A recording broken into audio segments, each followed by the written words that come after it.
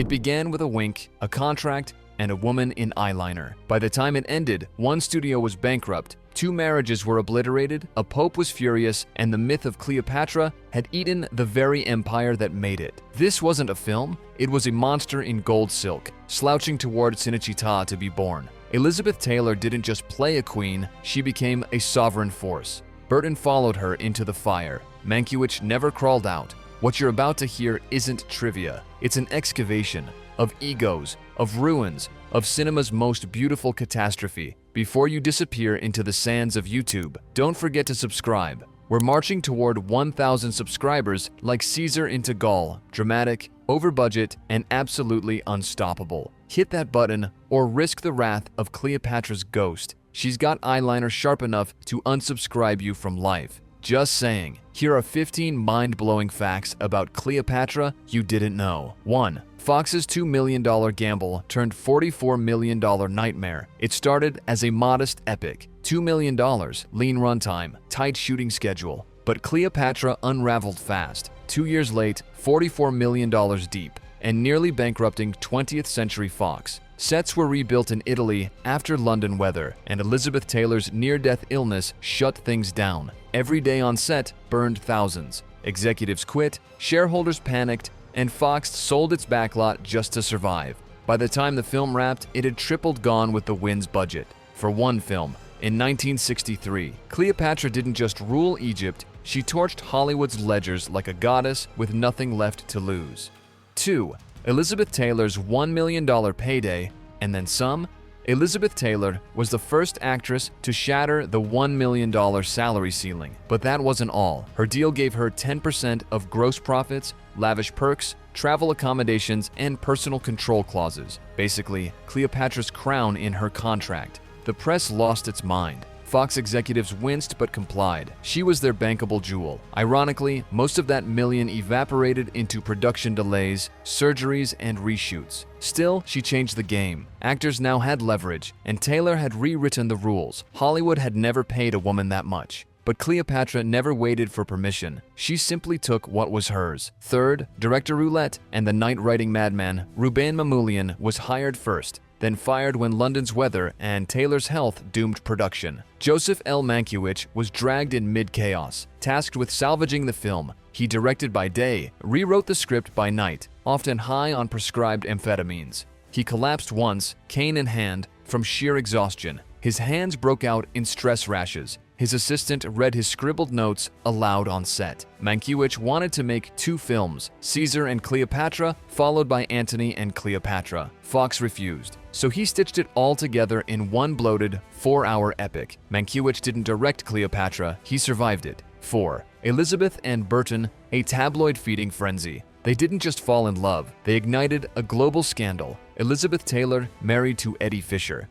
Richard Burton married to Sybil Williams. And yet, on the Cleopatra set, passion detonated like dynamite. Paparazzi swarmed Cinecittà studios. The Vatican condemned the affair as erotic vagrancy. The U.S. House of Representatives debated morality clauses in Hollywood contracts. But the chemistry was uncontainable, fiery, destructive, magnetic. Off-screen betrayal made on-screen romance molten. Burton once called Taylor beautiful beyond the dreams of pornography. They would marry, divorce, marry again. The gods watched, amused. Cleopatra and Antony had returned, and they were burning through reels and reputations. 5. The Roman Forum that drained Italy's lumber Cinecittà studios in Rome became the heart of ancient Egypt and imperial Rome, but at a heavy cost. Over 70 extravagant sets were built, including a colossal 35-foot Sphinx and a full-scale Roman Forum that sucked Italy nearly dry of construction materials. Lumber prices spiked. Local builders begged for mercy. Cleopatra's barge was 2 stories tall and entirely functional. Fox flew in authentic marble, silk, and mosaics to adorn the palaces. The art direction won an Oscar, but not before Rome looked like it was being physically drained into celluloid. Cleopatra wasn't just a film, it was an architectural act of war.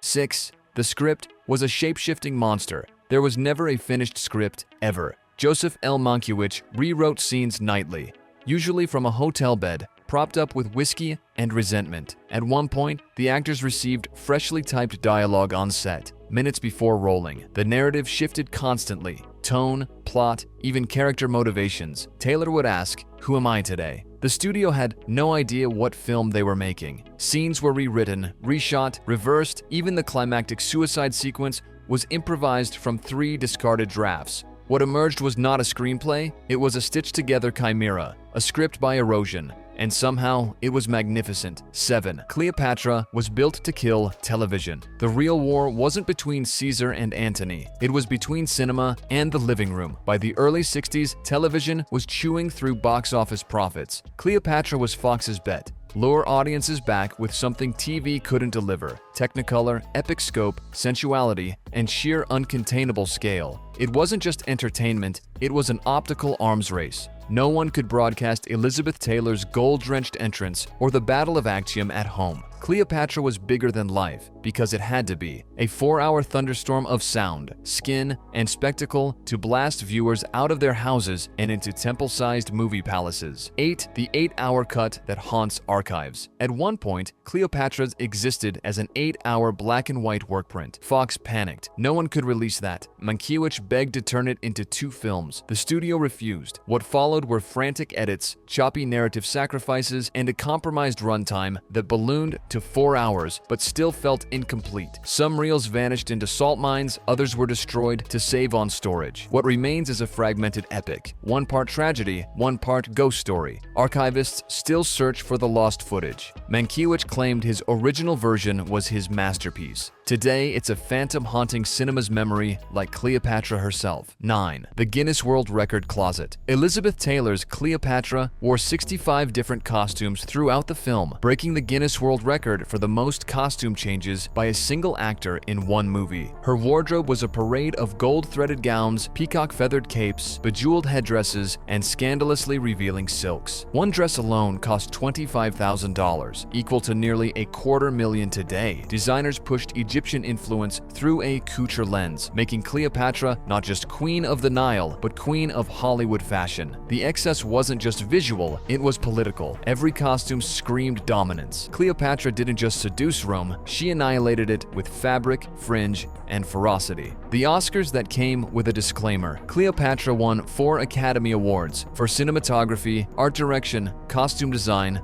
and special effects, but there's a catch. Despite winning big in the technical categories, it was snubbed for Best Picture and Best Director. Worse, Roddy McDowall was accidentally submitted as a lead actor instead of supporting, making him ineligible altogether. Fox issued a public apology, running ads in the trades to acknowledge the screw-up. The film's reputation hovered somewhere between masterpiece and misfire. It dazzled voters visually, but its fractured narrative and behind-the-scenes chaos left critics cold. The awards were like gold leaf on a cracked statue, beautiful but barely holding. 11. America's moral panic over Taylor and Burton. Their affair ignited a firestorm. The Pope condemned them. U.S. congressmen debated if immoral behavior should void studio contracts. Protesters called for boycotts. Eddie Fisher and Sybil Williams were discarded like historical footnotes, and tabloids ran wild with phrases like forbidden passion and lust on set. But Fox wasn't panicked,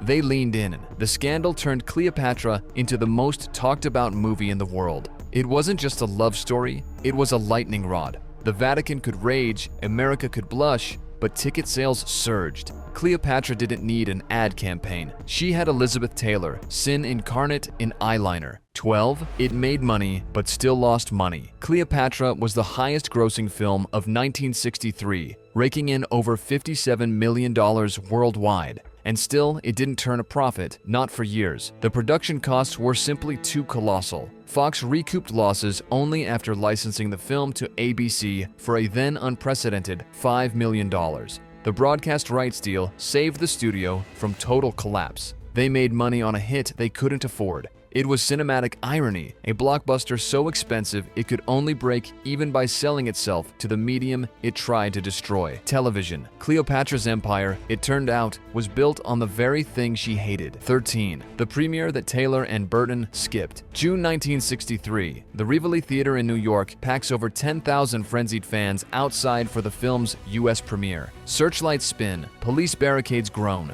but Elizabeth Taylor and Richard Burton, no shows. Studio execs mutter about illness and schedule conflicts. Truth is, the couple was already dodging headlines and exhausted from the media inferno. Inside, the film played to a sold-out crowd who had paid a record-breaking $5.50 per ticket. But just 2 weeks later, the studio chopped the runtime down to fit more daily showings. Cleopatra premiered as a monument and was cut like a monument too, with a chainsaw. 14. Critics were divided. But Cannes brought redemption. The film polarized critics. American reviewers admired its grandeur but groaned at its pace. Europeans sneered. Pauline Kael called it a love affair between the camera and Taylor's face. But in 2013, a digitally restored 4-hour, 8-minute version premiered at Cannes, and the response shifted. Audiences marveled at the scope, the tragedy, the craftsmanship lost in studio edits. What once felt like bloated ego now looked like Baroque genius. The film didn't change, the world caught up. Cleopatra had always been too much. Too long,